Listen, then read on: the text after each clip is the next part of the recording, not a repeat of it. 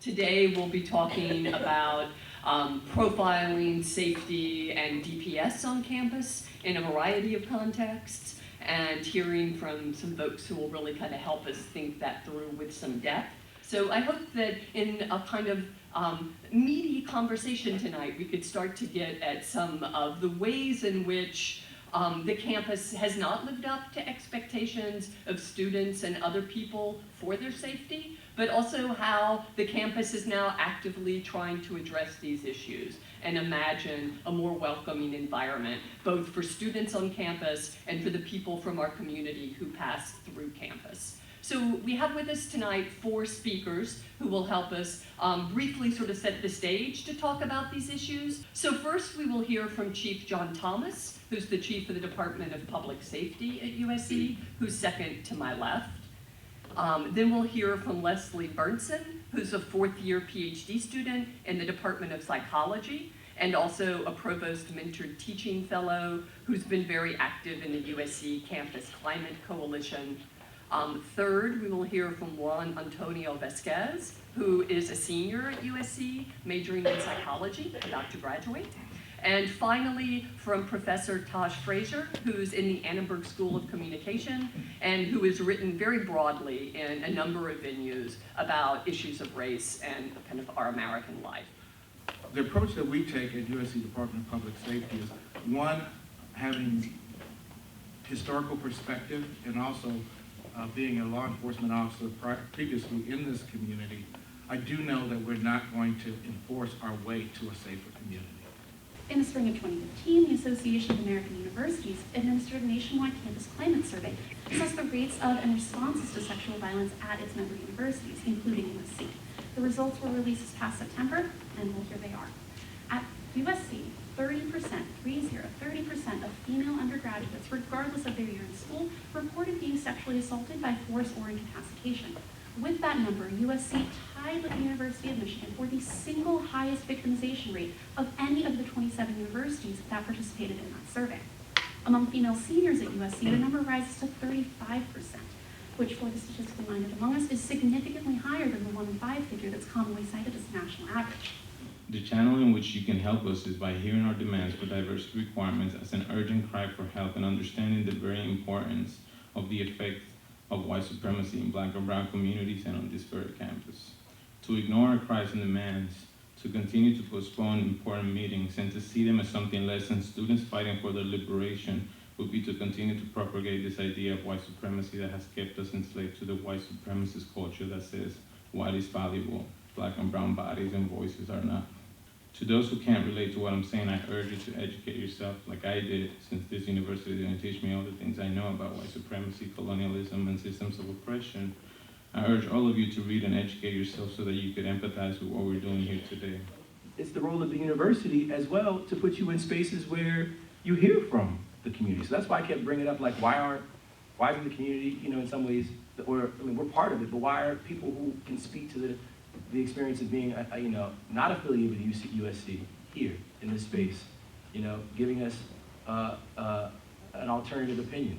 To his point about white supremacy, who can speak to the historical role of USC in terms of its kind of white supremacist project of, space, dominating space, policing bodies, reshaping the neighborhood in ways, who can speak to that, who have actually, felt that. I think students, need that more alongside of the experiences of engaging, young people in schools. I think, when I went to college, one of the things that was important for a number of us was like attending churches, in our neighborhood, and building like meaningful relationships with the people who would still be there after we left, So I think that's something that's extremely important as well, that it happens beyond just, tutoring, but also in terms of where you have opportunities to learn and to listen. My question is for Leslie, but also possibly for some other folks. I'd like you to talk a little bit. I'm struck by the weekend before classes start, and I have been struck for the 18 years that I've been at USC. That weekend up to this point is always rushed. And therefore, the very first thing that we tell students is to go off to fraternities to drink alcohol, even though they're not supposed to, and to engage in that kind of welcome to USC, rather than learning about the community. I'm wondering whether there's something more productive we can do with that first weekend before classes start at USC. Gangs, essentially, is a question here. It's the gangs that we see on this campus. You don't see Bloods, you don't see Crips. You see Phi Psi, Lambda, Gammas, etc. Those are the gangs at USC, okay? People at, you come into USC your first week here, and you join a fraternity or sorority the same reason you join a gang, because you don't know nobody, and you want to feel a part of something, okay? So, that being said, I think righteous anger is powerful. I think indignation is useless. We're acting here like we don't understand why the Greek system wants to push it back. Like, oh my God, why would the Greeks not want to lose their power, influence, money, and membership? That's why they don't want to push it back. That's why they don't want to push it back. That being so, like, let's not pretend we don't know why they want to push it back. That's why they want to push it back. That being said, would you be, if you're a part of an organization, you can't be mad at. We can be upset. We can be annoyed. We can work to change it, but we can't be surprised that you. Why would you ever, as part of an organization, feel like, yeah, we're going to decide to give up an entire semester's worth of money, funds, parties, etc., pledges, etc. So I think we're talking about, oh, how can we better introduce students to this campus at the beginning? The obstacle, and also tying back to USG, you can't get, maybe as a senator, it is hard to get elected as president of an undergraduate student government without the support of Greek life. So often you see like, oh, somebody, vice president or president is running on a ticket who's a part of Greek life. Why? We got lobbyists, we got super PACs. So that I don't even have an answer yet. I'm just mudslinging. I'm just letting you all know that's how it is. Thank you. And I've actually told by my own sorority and as well as the sorority women on my floor that when girls participate in sorority rush, they are banned from those parties. They do not go. They're sitting at home while their floor mates who are not rushing are going to those parties on Menlo, in Gateway, where have you, on any of those locations. So the way to eliminate those parties is to change the structure of rush so that freshmen men are not coming in, going to one party on the second Monday of school and deciding this is the fraternity I want to be in for the rest of my life, which is basically what it is now. And deferment, in my own experience and opinion, is very, very harmful because if you delay official rush and the official opportunity for recruitmental spring, you're giving every single fraternity on campus a whole semester to do this under-table rushing, this under-table partying. That is harmful, that is unsurveillance, and that is not being watched by DPS, not being checked on by IFC. During rush, IFC walked through every single fraternity house to check if women are there, if there's alcohol there by brothers who are not 21. Those things are in place. You know, I myself, as an Asian woman, being in PHC is very hard for me because a lot of times I feel invisible because most of my sisters are white. Like, it's true. But at the same time, not every single person in the Greek system, or in the white Greek system, if you will, are so ignorant that they can't sit down and have an honest conversation with you and make some positive changes. Maybe if there is commitment, how about instead of just a diversity requirement, there was a community service requirement that was directly to this community, not, go to some other community, directly here, and kind of, mind-blowing, not so mind-blowing. What if instead of the rush thing and all that coolness, what if there was a rush of the community to the fraternities and sororities, and for that matter, open up USC? Imagine 2 or 3 days of the community infiltrating USC. I've been surprised by after we announced that this forum was going to happen, I've had at least 3 professors come to me, full professors, and say they feel that they have been racially profiled. Now they didn't want to take it any further. They didn't want.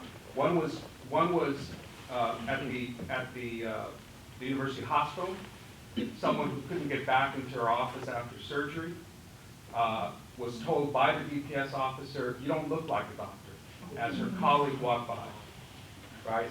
Somebody here on this campus who is a chaired professor who couldn't get into the very meeting he had called to talk about security issues, right? And so I'm concerned that right now it's unclear what you do with those kinds of concerns, complaints, irritations that I think make people feel like they're less of Well, I think the problem is lack of transparency. I truly believe that once you report something, you have a right to know exactly what's being done. You have a right to know exactly at certain points. For us, it's at the 10th day. If you don't hear from us, we will send you something letting you know exactly what we've done. So I think it comes from a lack of transparency, and also, let's face it, law enforcement in America has been a part of the problem. And we have to own that. And we have to understand that inhibits people from reporting, particularly those that have been disenfranchised. So the reality is, we have to do a better job. And I agree with you wholeheartedly, but we have to be transparent. And that's one of the things we seek to do at DPS. And I want to be held accountable for that. The officers go through the basic academy training and the training that we put them through, but it's not enough. One of the things we did with sexual assault survivors was we incorporated those survivors in our training. We invited them to the training to share their accounts, what works for the survivors as far as how should the officer taking the report approach it. And then similar, there's a lot of inroads that we have to make in a lot of different areas to enhance our training. But I'm willing to open up our training and incorporate whatever students suggest and recommend as part of our ongoing training for those type of sensitivities. USC has a significantly more socioeconomically, racially, ethnically diverse population than 10 or 15 years ago, but the structures on campus have not changed to support or accommodate those students, right? So there's a misfit between even recruitment and what's here on the ground for students who arrive who don't fit, a very stereotypical USC student model, right? So I think, part of the outcome of these forums might be to help us address that and to find out numbers for places like Viterbi, right? Because we don't know numbers at USC. We get a big number, this is the number altogether, right? But I know in cinema that number is really tiny, right? And not distributed in the way it could be, right? And without those numbers, I can't find out how many students of color applied to my school, right? So let alone how many we recruit. And I want to thank you all for coming out, even on a rainy night. Many of you are familiar faces from our first session. I look forward to seeing you at the next 3. And if it's not raining, bring your friends as well. So thank you.